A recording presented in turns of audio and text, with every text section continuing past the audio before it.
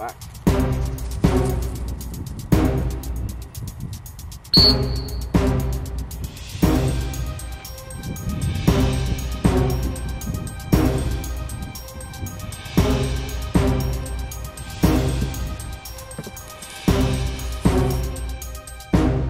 Take a close look at the three-fingered grip on the collar strap.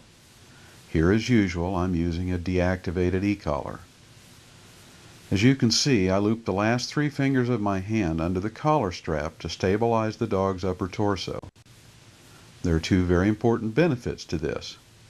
One, this leaves the thumb and forefinger free to operate the dog's ear for contact, and that's what we're going to do when we begin ear pinching. And two, because you've trained your dog to be obedient to the sit standard and have formalized that training, the influence of the three-fingered grip should easily stabilize the dog against his desire to squirm. Now let's look further at how we operate the point of contact. I use the tang of the e-collar buckle as the point of contact. Holding the ear flap between my thumb and forefinger, I can turn pressure on and off like a light switch. At the moment the trainer commands fetch, pressure is applied. It continues until the roller is in the dog's mouth, at which exact instant the pressure is released and the dog is gently praised. And you'll note, when the pressure is released, I'm not letting go of the ear. Now, this process is repeated again and again, session after session. Sometimes it only takes a couple of sessions before the dogs begin to reach for the roller, and sometimes it may be many days, or even a week or more.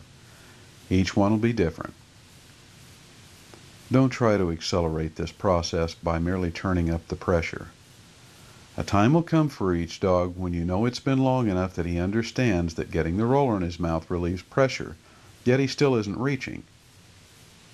That'll be ample time that you may want to make a distinct increase in pressure to accelerate the process and get him reaching. This is a real-time reading of the dog, and that will happen again and again during dog training. The number one mechanism the trainer uses is what I call read and react. And that's what you must do, and it's already begun. Turning off pressure. When you obedience trained your dog, you taught him how to do certain things. You guided him into a sit position and praised him for doing it. This was very passive and teaching-oriented, as it should be.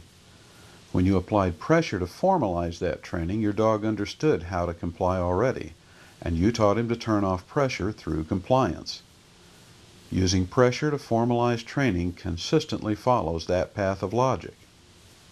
When you force fetch your dog, he doesn't know how to turn off the pressure because he doesn't know what you want yet. That's how you do it. That's why we need to be as fair as possible about getting this going. It calls upon us to use very little pressure and to guide the desired behavior carefully, showing the dog how to turn off pressure. The teaching and the forcing all happen together. When you begin to place pressure on the dog's ear for the first time, you can again expect some bugging. If you do it right, there will be far less of it.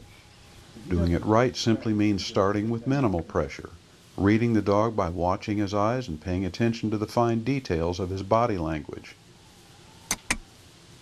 When you begin with pressure, you may likely notice a change in the dog's eye position and general character, and he tells you by that he's uncomfortable. That's all you need to get started.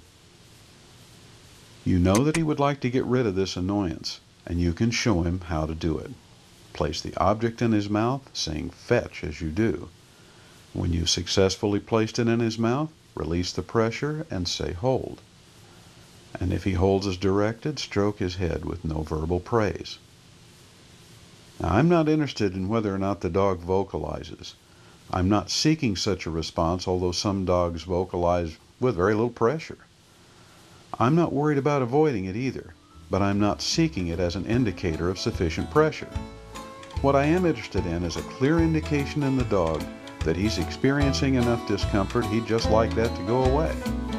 If he insists that more pressure be applied before he'll yield, he'll get more until he does yield.